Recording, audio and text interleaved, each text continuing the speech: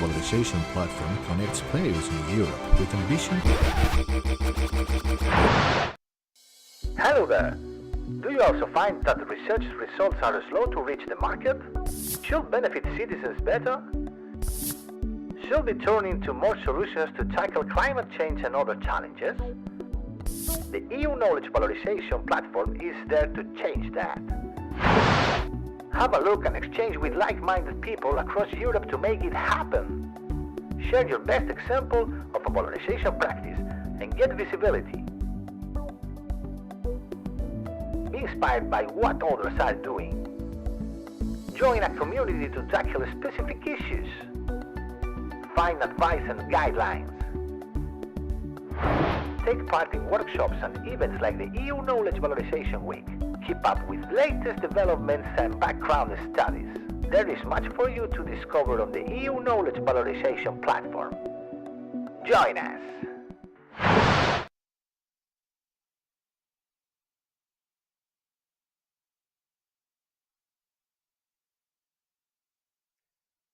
Hello everyone, welcome to the Knowledge Valorisation Café, Science in the Cockpit for Policy in Turbulent Times. My name is Sergiu Lukac. I work here in Brussels at the European University Association, and I'm a Policy and Project Officer for Research and Innovation.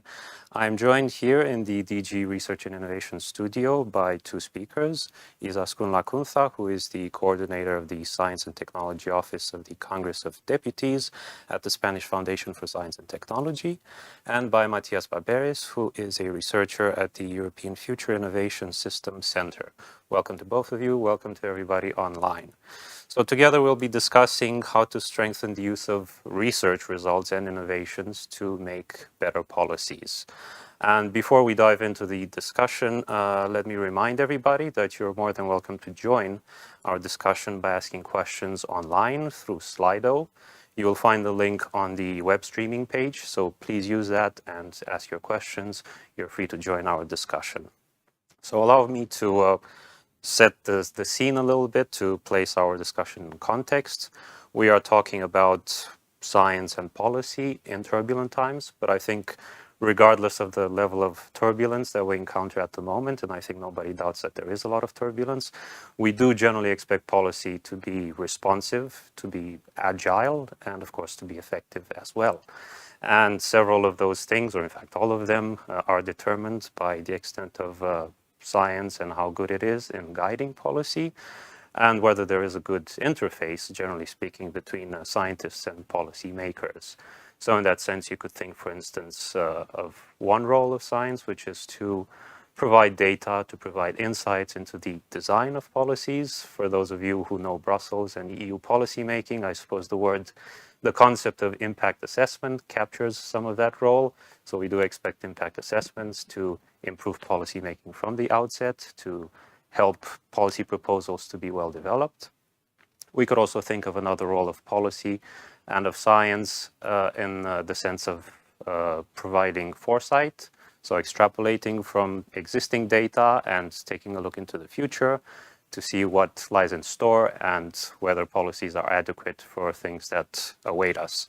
And perhaps another role that we can think of for policy and science in turbulent times, but not only, is how to devise good channels for citizen participation. Of course, science isn't the only one providing input to policy, and of course policymakers and scientists are not the only ones who decide how adequate their output is.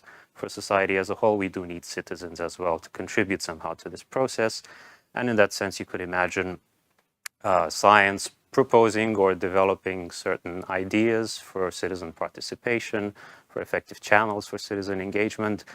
And there are concepts such as participatory democracy or deliberative democracy that try to capture some of this notion of citizen engagement in policy making. So all these different roles that I've just told you about draw one way or the other on scientific insight, whether it's natural sciences or social sciences and humanities. And they also draw on a wide range of methodologies, qualitative, quantitative, whatever you prefer. And of course, we prefer this to be interdisciplinary as well. So without taking too much time from the discussion, allow me to ask you a first question, and that is referring directly to the title of our session, really, which provides an interesting metaphor for the discussion. So we're seeing science being described as in the cockpit for policy. Now, to me, that metaphor suggests immediately the image of an airplane and, well, the fact that pilots normally sit in a cockpit. So can we imagine science being in that role, being a pilot for policy making?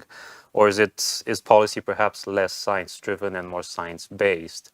And if it is a pilot, would there be actually several performing that same role? So in that sense, are there different drivers for policy of which science is only one and not all-inclusive in that sense? So please, Izaskun, would you like to take that question? Thank you, Sergio, and very many thanks for the invitation, and hello to everybody listening to us online. Well, I think that one of the very first things that we need to acknowledge is that policy making is a very complex process in which very many different stakeholders, dimensions, values, views intervene and even compete sometimes. So I think this is the very first thing that we need to acknowledge. And the second, which is quite obvious, but I think it deserves to be said, is that policy making is the responsibility of policymakers and politicians that have been democratically elected. And is in this context, and using your metaphor, to me, the pilot would always be the policymaker or the politician, because it's their job and that's why they've been elected to do so. But in this context, I think the question is important. Is it science understood as one more dimension to policy making influential enough in our times? Are we trying to pass the message in a strong single voice to the policymakers? And I think that very much depends on the policy sector, probably, but science in the policy making as well. So I could say yes, it's more science-based, but what science should do in the turbulence. So when there is a turbulence, you don't know when the turbulence may come. There are some parts in which you may anticipate that there is a turbulence, or there is a planning before you get into a plane, and you may know where there are the areas where there may be a turbulence. But this is exactly the role of science. How can we reduce this uncertainty to the minimum? So when there are turbulence times, and we are talking about multiple crises today, this is the role of science, trying to put that to the minimum and try to move and to engage with different stakeholders. That are what is happening in a plane. It's not only the pilot that is taking the decision when there is a turbulence, but there is a teamwork in a plane. When there is a turbulence, you need to think about the safety, you need to think about multiple factors. And this is exactly what should happen in the policymaking. So I agree with Izaskun, it's a complex process in a complex reality. So there are also different types of turbulences that may appear, and you need to be prepared to manage all of them. So there is an interaction, and this interaction should be constant between the science, the policymaking, but also with other actors that may play an important role in the decision of if we go down or if we go up in altitude. So these are I think, very important things to consider. Okay, thank you very much. So we're talking basically about an interactive process, a collective process, and obviously we're all in agreement that we want science to be influential, even though we admit that there are many different factors that come into play here. So let me ask you directly from your own experience, how can science best inform policy making? And especially, what could you say about the challenges that might emerge in this process of providing advice? I could think, for instance, of a lack of shared language and culture as a possible obstacle, maybe lack of resources, perhaps also lack of mutual trust that prevents scientists from really reaching out to policymakers. So what could we do about these challenges from your own experiences? Yeah, so we've been running the Science and Technology Office of our parliament in Spain for 1.5 years already. And we have come up with some, reflections and even surprises sometimes about what we expected from the parliament and what really happened. But before that, I would like to come back a little bit to the previous question. We like to talk about science-informed policymaking, precisely to try to incorporate this idea of many other dimensions playing into the final decision, rather than science-based policymaking, because you could have an idea that it's the only one dimension that informs policy. So we suggest that way of phrasing it much better. Regarding what are the challenges, I would say there are many, and there are many things that we need to be tackling at the same time. The first one is that we need to mingle much more. I mean, there are so many prejudices in both communities about who the other is and, what are the roles and their responsibilities.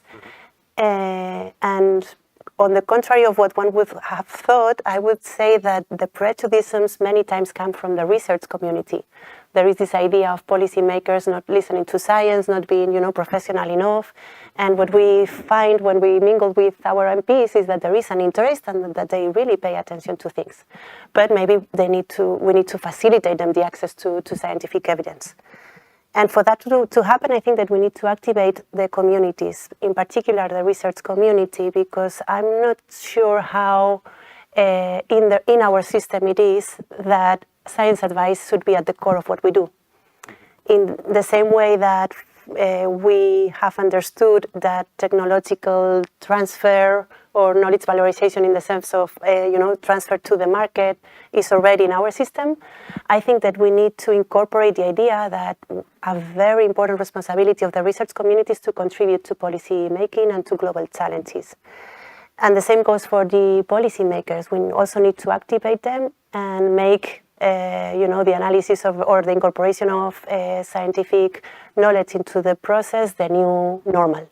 And in the same way that they analyze some other dimensions of reality, that they need to incorporate that. We need to professionalize science advice, and we've seen that in the Congress a lot. We need to have professionals on that really understand both worlds. Sometimes we tend to think that science is, very straightforward. Everything is clear, data are there, and this is not at all the case. I mean, science is messy. Sometimes it's contradictory. There's tons of information out there, and you need to make sense out of that in a policy context. And that requires certain skills. You need to understand the policy world, and you need to understand how to navigate of all this ocean of information that science sometimes is. Very fragmented into different disciplines, and you need to make sense out of that because, under lab condition results is of no use for policymakers. So you need to somehow make a story of that. And that's why I try to escape a little bit of the idea of science being data. It's data, but it's also a story, it's a context. You need to make sense out of that.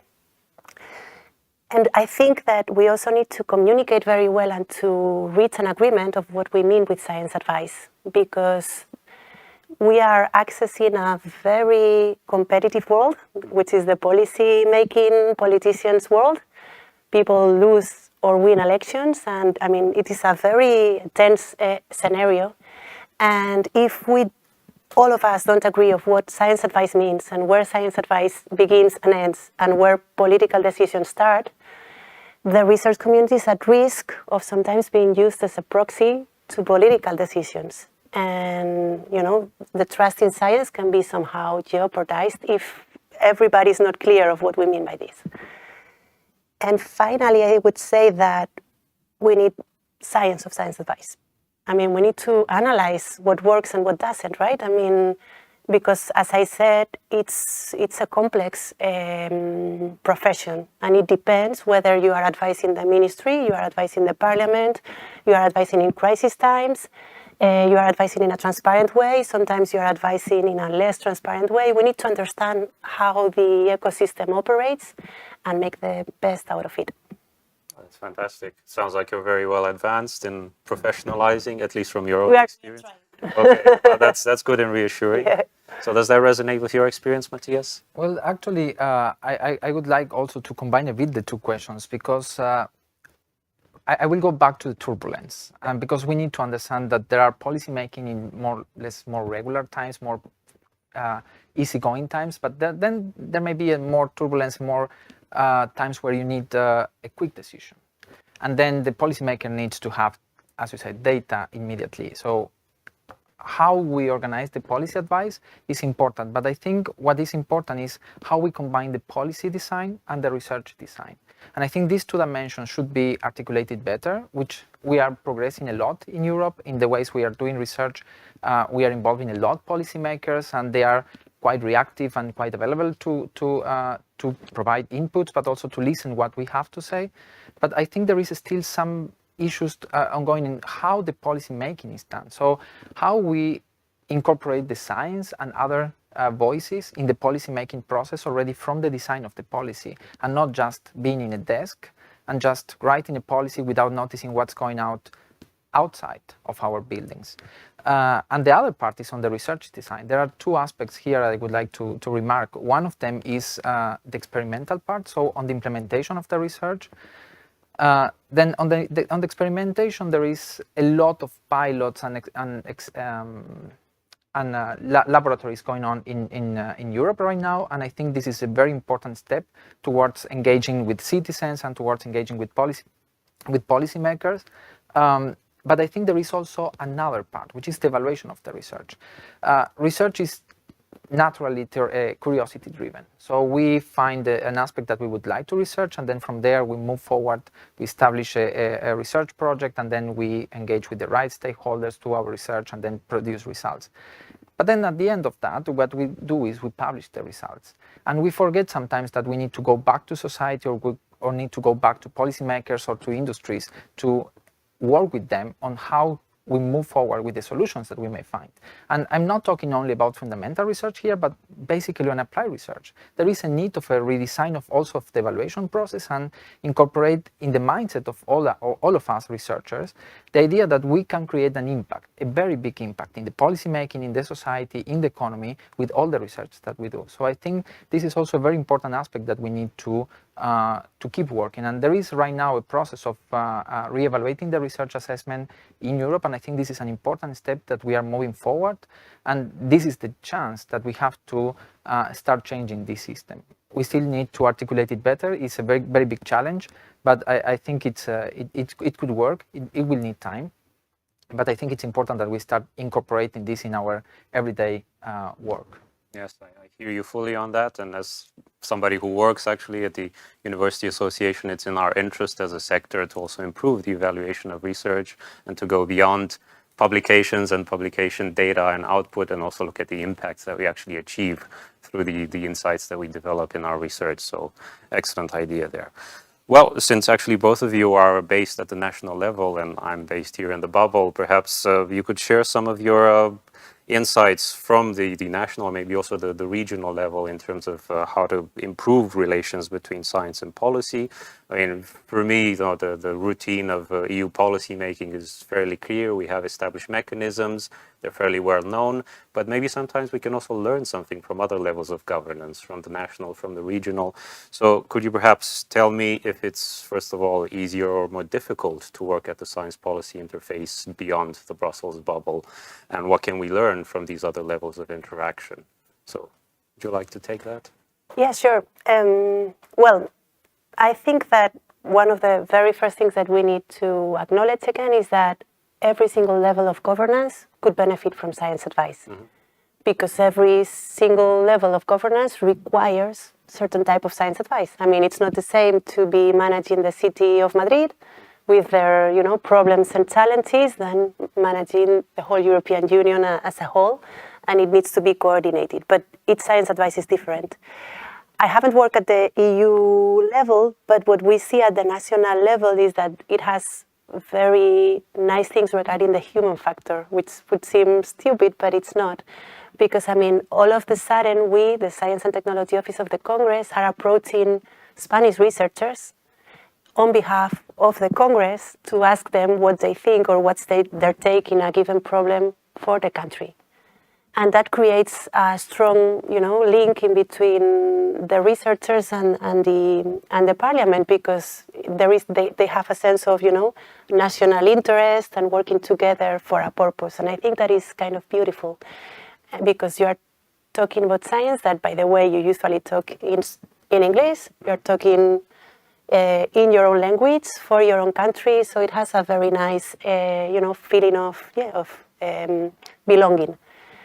It is not that we only interview Spanish researchers, but many of them are, because another thing that we are doing is that our reports have a Spanish flavor, if you want. We are working on artificial intelligence and health, but we are taking a zoom into our country, what's happening in our hospitals, what's happening in our system.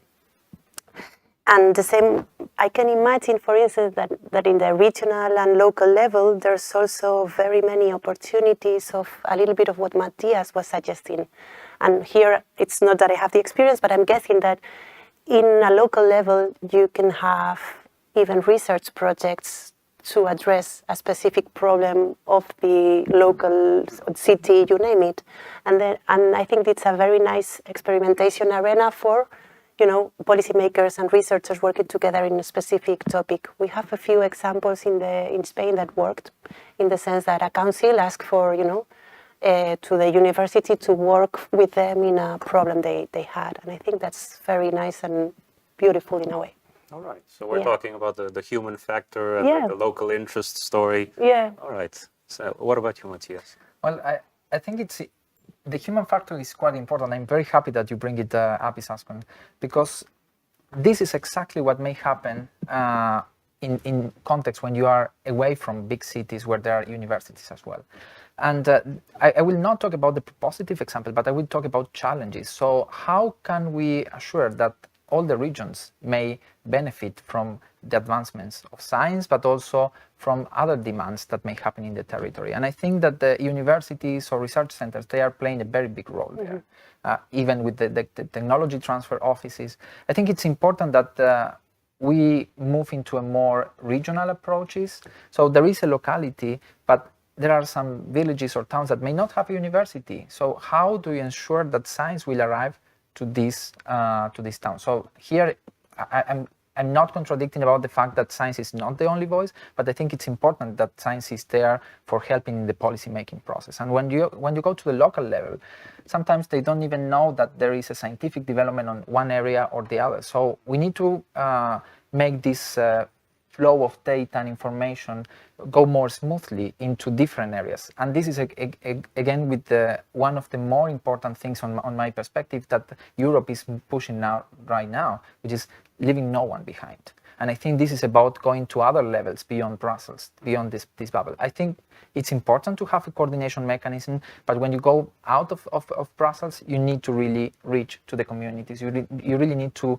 listen to the demands of the people. And I think researchers, science, university, we can play also a very interesting translation or mediation role between the demands and the policy making. But again, this is, I will emphasize, this is a teamwork. This is not only science, this is not only the policy making, this is not only the citizen playing a unique role. Everybody is together on this, and if we don't work together, we are not gonna move forward. Yes, and that's, I believe, also one of the central ideas, for instance, in the Green Deal, leaving no one behind, the heading of a just transition. So it's very much at the heart of EU policy making, so hopefully also translates at the local and regional level. Very good. So we have a live audience out there, and I'd also like to open up the discussion and give you all a chance to pose your questions. So I believe we have one participant, Rumiana Mikhonova, who is based at the Technology Transfer Office in Luxembourg, at the University of Luxembourg. So please, Rumiana, what's your question for us? Hello, everyone. Thank you for having me and to our speakers. And my question, I would like to invite the speakers to share their vision about the specific role of the SSH, the social science and humanities, specifically the research outcomes and result into the policy-making decision process and beyond, obviously. Even that these latter years, we are assisting of a certain redefinition of the evaluation indicators, specifically about the knowledge and technology transfer activity, and specifically with the introduction of the notion of impact.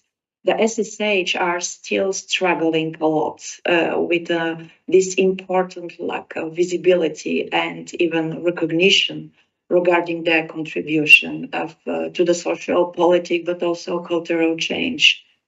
And my question is really, what is your vision? What is your position and maybe idea how to improve the situation and how all we can participate to overcome this situation and to make the SSH result and research more widely known? Thank you. Thank you very much, Rumiana. So how do we make SSH more well-known and impactful? Who would like to start? Well, I mean, Thank you for the question. And for us at our office in the Parliament, I mean, there's no question. I mean, we incorporate the social sciences and humanities view in every single report that we work on, no matter how hard science the topic looks like. Because, I mean, if you want to put a meaningful report to policymakers, how on earth are you going to be only talking about what the hard sciences are doing, right? Right? I mean, I don't know, I'm thinking about, we are working now on a report on air quality. We've been talking to behavioral scientists, for instance, on how you can make citizens engaged with the policies that have to do with improving the quality of air that we are breathing. I mean, of course, we have also spoken to the hard sciences about the impact of bad air quality in our health and so on. But the next question is, okay, but how do we engage our citizens in order to engage with policies regarding this? The same goes with artificial intelligence or neurotechnologies. We are discussing with philosophers, with social scientists about the impact that neurotechnologies are going to be having in our own rights, etc. So I think that for us, there is no doubt. And if one reflection maybe is that we still see that the researchers are operating in silos. So we first talk to the hard scientists and then we go to the social scientists. For us, it would be much more ideal if they would work together from the beginning, because now we need to put the puzzle together ourselves in our office, trying to understand how all this input that we are receiving work together. But we would like to see research to be much more integrated. It would be much easier and probably the results much more impactful in terms of policy making. Excellent. So bringing down silos, is that also your view, Matthias? Well, this is a very important thing, and I'm myself a social scientist, so my answer will go on this direction. There is a very bit of an uncomfortable situation that some sciences think that may be better than other sciences. And it's important that when we work together, we need to understand what the others can offer.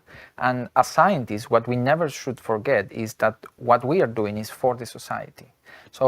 And there are multiple social sciences that can help on that. So when we develop a solution, it could be a technological solution, something working on biology, on chemistry, that then we need to apply it in the society. How do we implement communication processes? How do we, for instance, analyze the behavioral aspects? So what are the possible resistance that people may pose into accepting a technology introduced into their everyday life? So, and even more, we can talk about sociologists or anthropologists trying to understand the point of view of the people to see, okay, what they want exactly. I think there is a very important role that social sciences can play there, but there is still a lot of work to do, and this is a very big challenge to make all the sciences work together, and not only the sciences. And here I will expand just a few seconds. It's also to listen to other voices. So sometimes we may have somebody that is not a scientist, but is a practitioner or somebody working on the field that may have a very important knowledge to share. And this is something that maybe in science we cannot really capture if we are in the laboratory or behind our desk. So I think all the interactions there are very important. Listen to other voices and try to work with information and try to help that technology can be uptaken in the right way, and see why people will accept or will not accept a new development or a new technology. And I think this is important. The demands of the people will go on the line of the demands and the needs to supply for the policymakers. So I think there is a dialogue there that we need to improve as well. Okay, excellent. So in the end, you could sum that up as an implementation pathway for technologies. Exactly. Perfect. That's wonderful. So we have another question, I believe, online, and this is from Mr. Gregor Cherinchek from the Department of Applied Social Science Research at the Institute for Innovation and Development at the University of Ljubljana. So Gregor, please, what would be your question?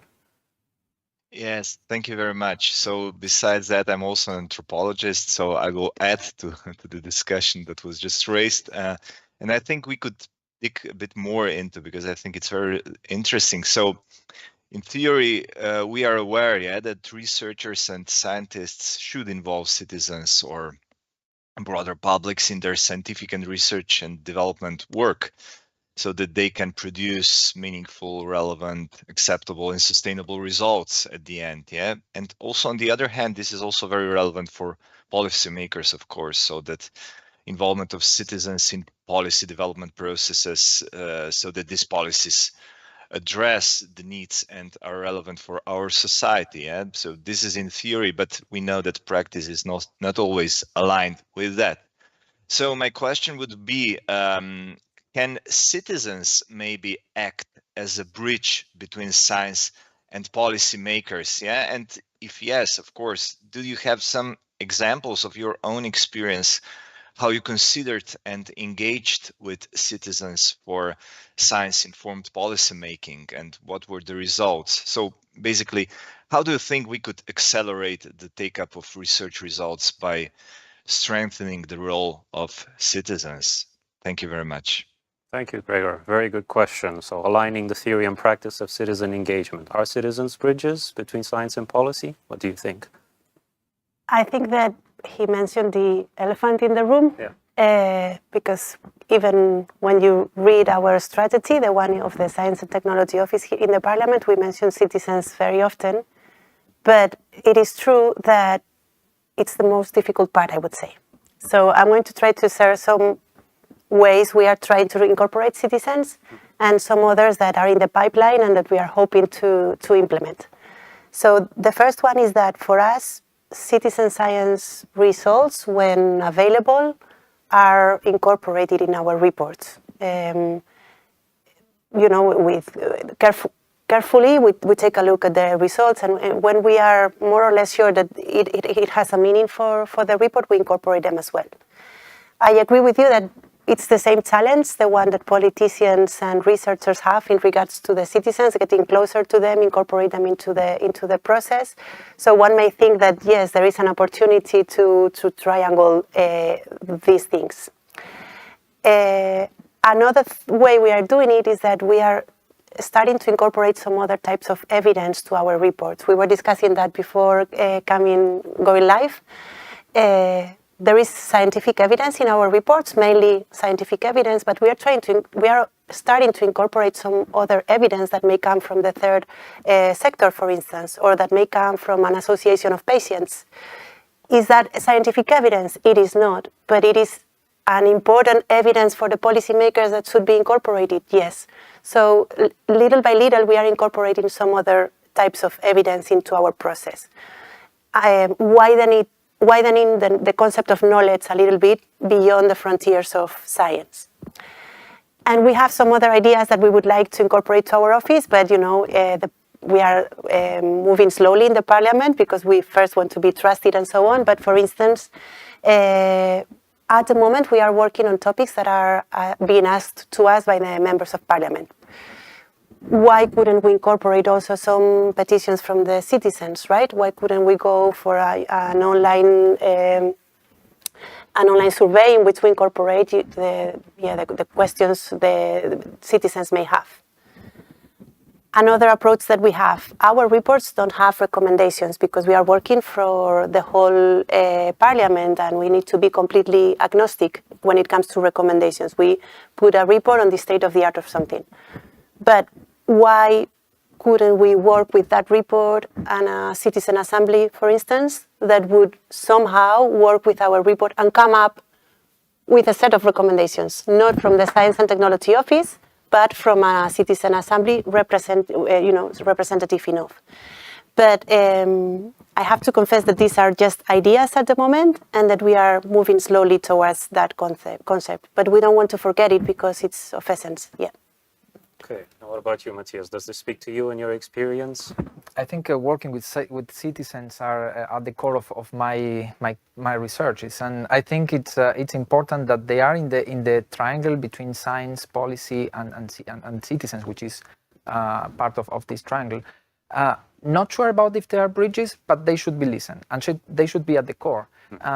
When we think about which future we are building in Europe, citizens should be listened, because we are building not a future from the policy-making perspective only, but we should build the future that people want. So they need to imagine what they want, on how they can implement, for instance, a solution in their everyday life. And this is calling a bit the project that we are coordinating right now, which is called Future Resilience. And this project is about that, is involving also the citizens in the implementation and the design of the possible solutions that they may create and prepare for possible shocks in the future. And I think this is important because when you have a shock or a turbulence, people are suffering or people are being impacted. And whatever decision we take at the policy making is also going to impact the people. So it's very important that they are at the core of the, let's say, information and providing what they imagine as a future world where they want to live, how they imagine the solutions will be implemented. So I go back to the implementation. They are on the design, but also on the implementation part. And I think this is very, very important. Okay, and very reassuring as well. Good to see that citizens are not forgotten. That's always good. And I believe we have another question online from Francesca Riso, who is a full professor at the Politecnico di Milano. So Francesca, please fire away. What's your question? Thank you. Good morning, everybody, and thanks for this interesting debate. I'm bringing in maybe the perspective of a technological university, which is mainly working in the field of researching also with citizens, but not only, more in terms of making solutions. And this is the, let's say, focus of my question. There are already many projects across Europe funded by EU and not only that are working on the policy design process as a process of co-production, so more than listening to the stakeholders involving in the process. And these projects are mainly bottom-up. It's one thing I'm noticing, so practice-based, and they are basically showing some very interesting results, like, for example, the effectiveness of co-production as an approach, a methodology for building solutions, for building policies, for example, especially dealing with concrete everyday problems of the people, but there are also other examples like policy lab implementation, which are flourishing across Europe. Given your background and your experience, did you have the chance to deal with the results or the evidences of these projects, or also are you considering in your work the results that are coming from this kind of bottom-up approach? Thank you very much, Francesca. So the usage of project results, how are we doing there? What's your experience? Well, I mean, what you said, Francesca, reminds me very much to the concept of responsible research and innovation, right? Which is kind of the same idea of incorporating not only at the very end of the process the citizens' engagement or communication, but from the beginning. So I think that in that regards, it's kind of the same. We haven't really analyzed in depth all these projects that he is mentioning because we are not exactly reflecting on the policy making process per se. We are offering the scientific evidence to the policy making. In other words, I think that it's a little bit beyond the scope of the Science and Technology Office of the Parliament, but we will certainly keep an eye on it and try to incorporate that knowledge if suitable. And you, Matthias, what's your take? Well, I think that the question is very important and very timely because right now there are a multiplication of labs and pilot cases in many European projects. And what happened is that we come from outside, from sciences, and then we go to a place and say, okay, we establish and we start working in a pilot there. This is not exactly the, I mean, as an experience, as an experimental research is very interesting. We are doing that in the Future Resilience project, for instance. In my experience, it proves that there is a more chances that the pathway towards that the results will be uptaken in the policy scenario are more open. So people, especially if you involve policymakers, that could be a good strategy. But there is a risk of the multiplication of labs and the co-design processes. Is that in this multiplication, we are going, maybe one group of researchers go to one place and then the same group of, another group of researchers go to the same place, and then there is an overburden of the people there. So I think one possible strategy that we have been discussing with other colleagues is about establishing labs or any structure within the municipality or within the region in which different groups of researchers may come there, but this is something more institutionalized and not something that maybe we work with one group of citizens on one area, maybe we work in a different area with other groups, and then there is probably too much overburden. Okay, we need to implement this project and we need to be successful. So I think it's on the research design, but it's also on the policy level. If they want to interact more with the citizen level, having a structure where you can bring scientists, citizens and policymakers to one place and work on different topics, climate change, transitions, digital, then it could bring up, I think, more interesting solutions, because there you can eventually see more interdisciplinarity, more cross-sectoral sort of thinking. So I think this could be a possible solution that we may think forward, of course, to discuss. Okay, excellent. Yeah, so we're basically talking about a balance between bottom-up approaches, but having a structure as well. Good. So I'm conscious of time. Maybe we could just take one question from Slido as well, and I see a very timely and relevant one here about how to get politicians to respond to the climate crisis with the same urgency that we saw with the COVID pandemic. Is that feasible or conceivable at all? I mean, of course, there are different timelines. COVID was urgent. We know that even though the climate crisis is, of course, equally urgent, we have these timelines for 2030 and climate goals for 2050. So is that what distinguishes them, or is there something else at stake here that could make them more similar? What do you think? I mean, I guess probably it's what you say, of course. I mean, climate change being extremely urgent, but COVID being even more, I don't know if urgent, but it's happening today. And it is a good question. I've heard many researchers, somehow wondering how on earth it is possible that being the scientific evidence so uncontestable, the scientific community is not able to push the agenda faster and, I don't have the answer, but I would say, I would come back to our previous conversation. There are so many dimensions, so many interests on the table that I think that if the research community wants to be more heard, we need to establish the mechanisms and we need to professionalize ourselves and we need to incorporate in our systems that it is our responsibility to participate in the public life much better. It's the only way, I would say. We need to be more influential and we need to learn how to do that. I mean, there are many sectors that know how to be influential and we need to learn. I'm not sure we are exactly at the same level as other, influential parties or, sectors. We need to learn and we need to professionalize ourselves. We need interface institutions. We need to recognize researchers standing up and working in this science policy interface because, we have to do it. And you, Matthias, a question of speed, of professionalism, of more than that? It's a very, very timely question. I may tend to disagree only one thing. COVID was right now, but the climate change is also right now. So I think it's important that we need to act faster. And there is enough evidence from the scientific arena that we need to act. And there is a lot of work going on in terms of solutions that can be implemented.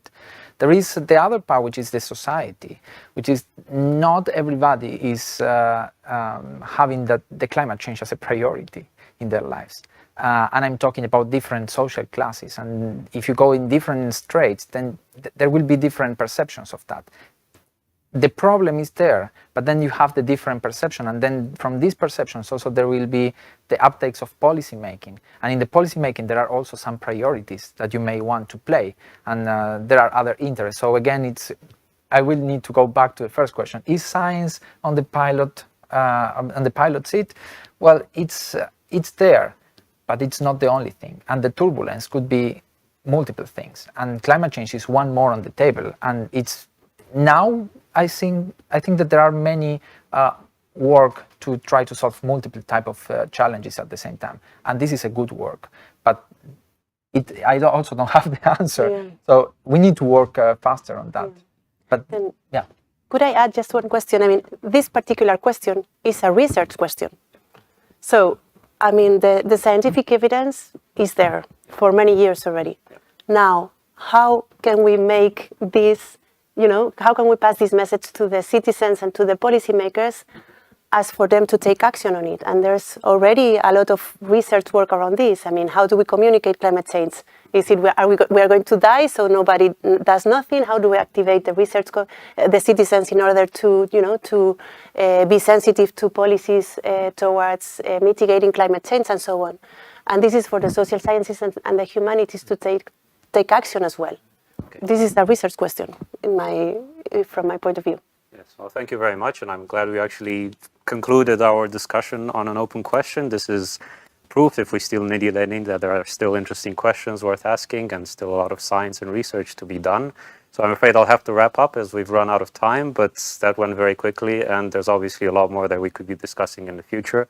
So I really look forward to continuing this conversation in other contexts. I thank you very much, all the members of the audience and all those who asked questions. You are, of course, welcome back tomorrow to join the Knowledge Valorization Day, which is dedicated to industry-academia collaboration and for many other interesting discussions and interesting panelists. So thank you once again from the DGRTD studio, and have a good afternoon. Goodbye, everybody. Thank you so much.